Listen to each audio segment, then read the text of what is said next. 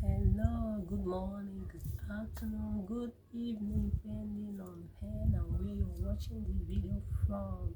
Yeah, Georgie, back forward to my last video on the episode 2 on how I survived a spinal cord surgery. Yeah, like I made a promise in my previous video, I'm not going to be making a lengthy video. Reason because I figure out that a whole lot of people do not like lengthy video. There's this video I make about 13 minutes lengthy.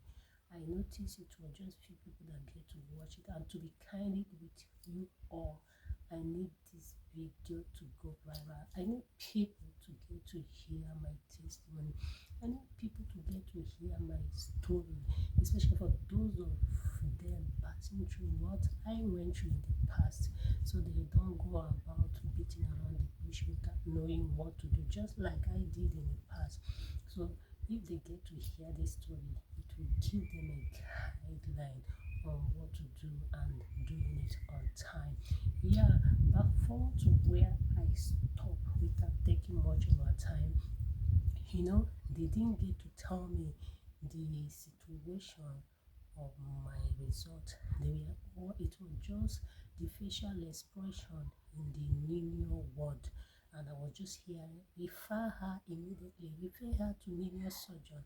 And the only thing, I don't know what is linear, like I said in my previous video. The only thing I get to understand is that surgeon has to do with surgery. So I was curious. I was like, me, surgery again? Linear surgeon for what? Why are they referring me? Nobody was talking.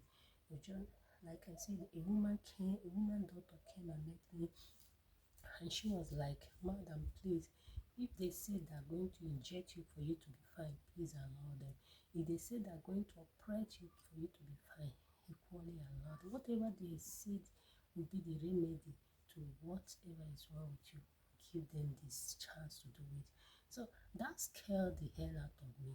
They didn't spare what was wrong with me until the sister that was writing a referral letter finished, and the two referred me, carried me upstairs where they have their linear surgeon ward.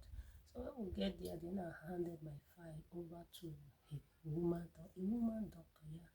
So she asked me to come in. So I followed her to her office.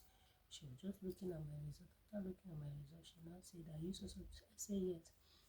She said, "Okay, the MRI scan result shows that you have a tumor on your spinal cord, and this tumor is compressing your spine. That is why it's been so difficult for you to walk. That is why you are feeling this hotness of the leg. That is why you are complaining that you cannot jump a gutter, you cannot run. That is why this, that is why that." To be candid with you, I didn't believe her. I get to believe her when she says something, and that thing was actually a secret I carried. I didn't let it out of the bag. I only told God, because I don't know how to bring myself to tell people that. She now said, "Have you feel like you want to? Have you feel pressed? You feel like you want to urinate, and before you get to the toilet, and the urine is on you out?" I said, "No," and for sure I didn't feel that. Okay, she now again said, "Have you feel like you want to poo? Have a need a that's a special feeling for going to using the toilet, and all of a sudden before you could get to the toilet, the poo is already out in your pants?" I was like, "Yes, I've noticed that over time."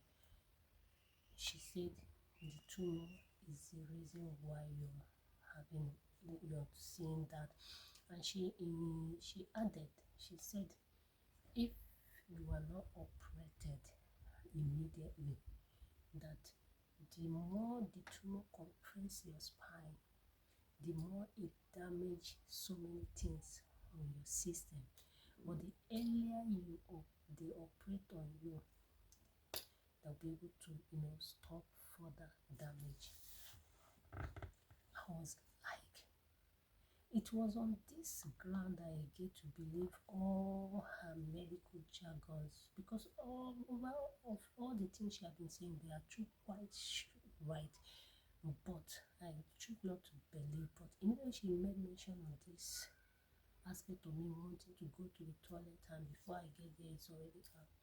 I not believed what she was saying. But now I was shouting, I was crying, my whole world came crumbling because all my life I've carried this notion of if anything happened to your spine, you're gone.